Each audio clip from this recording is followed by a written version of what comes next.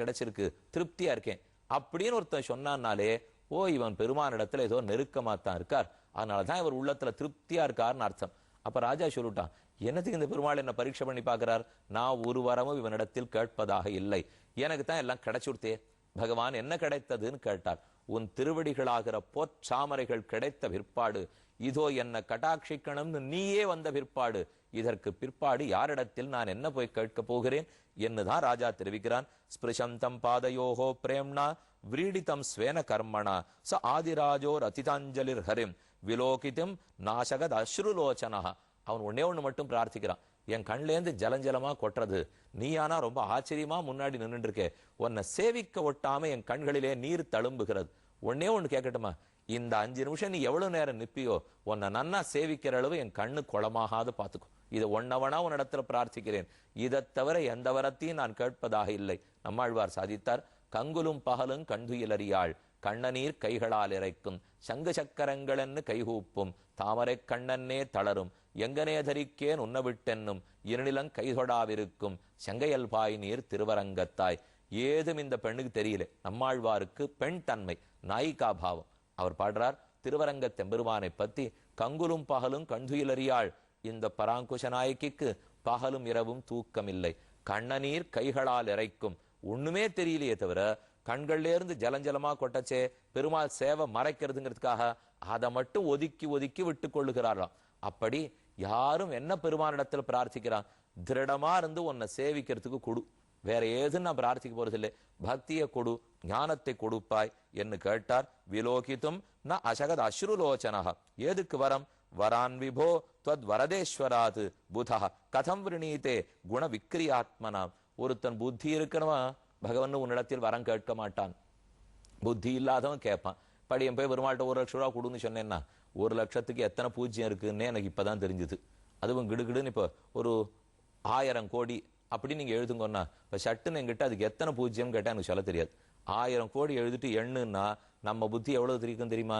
1 10 100 1000 10,000 லட்சம் 10 லட்சம் இப்படி எண்றதுக்கு தான் நமக்கு தெரியும். நேரம் 1000 கோடி எழுதி சட்டுன்னு சொல்லுனால் சொல்றதுக்கு கூட தெரியாது. இவ்வளவுதான் நமக்கு செல்வத்தை பத்தின அறிவே. அப்படி இருக்கிறச்சே பெருமாள்கிட்ட போய் எனக்கு 1,00,000 ரூபா கொடு 100 ரூபாய் கொடுன்னா அவர் 1000 கோடி அல்ல 1000 கோடி பிரம்மாண்டங்களை வகிப்பவன் எம்பெருமான். அப்படி இருக்கிறச்சே நாம இதை போய் கேட்டோம்னா அவர் என்ன நினைச்சுப்பார்? கல்பக மரத்தினிடத்துல போய், கல்பக விருட்சத்திடத்துல, காமதேனு இடத்துல போய் என்னுடைய கன்னத்துல எண்ணெய் வழியிறது தொடச்சுக்கிறது கைக்கூட்ட கூடுன்னு கேட்டா எவ்வளவு பைத்தியக்காரத்தனமோ அப்படித்தான் பகவானிடத்தில் கேட்பது. அவரோ அனைத்துலகம் உடையவர். அப்ப எது வேணுமானாலும் கொடுக்கிறார். ஒரு தகப்பனார் தம் பிள்ளை கொடுக்காது யாரு கொடுக்கிறார்? அது தீய பிள்ளையாகவே இருந்தாலும் எந்த தகப்பனாரும் சொத்தை இன்னொருத்தருக்கு எழுதி வைக்கவே மாட்டார், தம் பிள்ளைக்கு தான் கொடுப்பார். ஆனா ஒன்னே ஒண்ணு, அந்த பிள்ளை என்ன ஏத்துக்கணும்? அவர் பிள்ளைன்னு ஏத்துக்கணும். அத போல பகவான் அனைத்தையும் நமக்கு தான் கொடுக்க போறார்.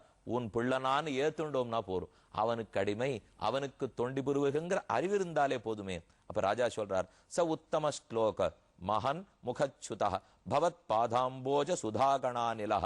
உன்னுடைய திருவடி தாமர்களிலிருந்து அமுதமே ஊறுகிறது. அந்த அமுதமயமாகிற திருவடிகள் கிட்டின பிற்பாடு நான் வேற எதைத்தான் உன்னிடத்தில் பிரார்த்திப்பேன்? எனக்கு தேவையில்லை. தமாஹராஜன்னு மை பக்திரஸ்துதே இத்தியாதிராஜேனனு தஸ்ஸ விஸ்வதற்கு தமாஹராஜன்னு மை பக்திரஸ்துதே. இதோ உனக்கு அருள் புரிகிறேன். பகவான் சொல்றார், என்னிடத்தில் நீங்காத பக்தி உனக்கு எப்போதும் நிலைத்திருக்கட்டும், பெற்றுக்கொள். ராஜா பக்தியை பெற்றான். கடைசியா மைத்ரேயர் சொல்லி முடிக்கிறார், பகவான் அபி ராஜர்ஷேகே சோபாத்தியாயஸ்ய சாச்சுதா ஹரன்னிவ மனோமுஷ்ய ஸ்வதாம பிரத்யபத்யத. பகவான் இந்த ராஜாவினுடைய மனத்தையும் கண்ணையும் பறித்து கொண்டு தன்னுடைய வைகுண்டத்துக்கே திரும்ப போனார்.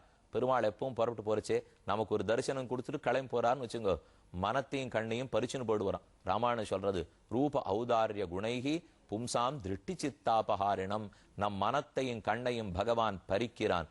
ஆழ்வார் சாதித்தார், என் மனமும் கண்ணுமோடி எம்பெருமான் திருவடிக்கு அணைய இப்பால் கைவளையும் மேகலையும் காணேன் கண்டேன் கனமகர குழையரண்டு 4 தோளும். திருமங்கை ஆழ்வாருடைய பாசுரம். ரொம்ப ஆச்சரியமான திவ்யதேசம் திருவாலி திருநகரி. பக்கத்துல இருக்கிற திவ்யதேசங்கள் தான். திருவாலியில பெருமாள் லக்ஷ்மி நரசிம்ம பெருமாளாக சேவை சாதிக்கிறார். பூரணவல்லி தாயார், அமிர்த கடவல்லி தாயார். ரொம்ப ஆச்சரியமான திவ்யதேசம். வயலாலி மணவாளன்னு கூறுகிறோம். வயலாலி மணவாளனுக்கும் நாச்சியாருக்கும் திருக்கல்யாணமாகி வேதராஜபுரம் அப்படிங்கிற இடத்துக்கு வரச்சேதான் திருமங்கியாழ்வார் அவர்கள் ஆபரணங்களை திருடப் போக பெருமாள் அருள் புரிந்து திருமந்திரத்தையும் உபதேசித்தான்னு சரித்திரம். ஆழ்வார் ரொம்ப ஆச்சரியமா சாதிக்கிறார். தூவிரிய மலருடக்கி துணையோடும் பிரியாதே பூவிரிய மதுநகரும் பொறிவரிய சிறுவண்டே தீவிரிய மலவளர்க்கும் புகழாளர் திருவாலி ஏவருவன் சிலையானுக்கு என் நிலைமை உரையாயே. ஏவருவன் சிலையான் பகவான், அவனுக்கு என் நிலைமையை எடுத்துச் சொல் என்று திருவாலி பெருமாள் பாடினார். பக்கத்துல திருநகரி எம்பெருமான் எழுந்தருள் இருந்தார். சின்ன பெருமாள் எப்போதுமே திருமங்கியாழ்வாருக்கு பக்கத்துல ஒரு பெருமாள் எழுந்தருள் இருக்காரோ இல்லையோ, அவருக்கு சிந்தனைக்கினியான்னு திருநாமம். வந்துனதடியேன் மனம் புகுந்தாய் புகுந்ததற்பின் வணங்கும் என் சிந்தனைக்கு இனியாய். நீ என் மனத்தில் புகுந்தாய், புகுந்தவுடன் அடிய வணங்கினே, என்னுடைய சிந்தனைக்கு மிக இனியவனாக இருக்கிறாய். ஆண்டாள் மனத்துக்கினியான்னு பாடினாள், திருமங்கியாழ்வார் சிந்தனைக்கினியான்னு பாடுகிறார். அப்ப பெருமான் பிருத்து மகாராஜாவனுடைய சிந்தனையும் கண்ணையும் பறித்து கொண்டு தனக்கே ஆட்படுத்தி கொண்டு ஸ்ரீ வைகுண்டத்துக்கே திரும்ப போனான். ராஜாவும் பக்தி பெற்று நீண்ட நாட்களுக்கு ராஜ்யத்தை ஆண்டு வந்தான். மேலும் சனத்குமாரிடத்துல சிறந்த உபதேசம் பெற்றான். காத்திருந்து கேட்போம்.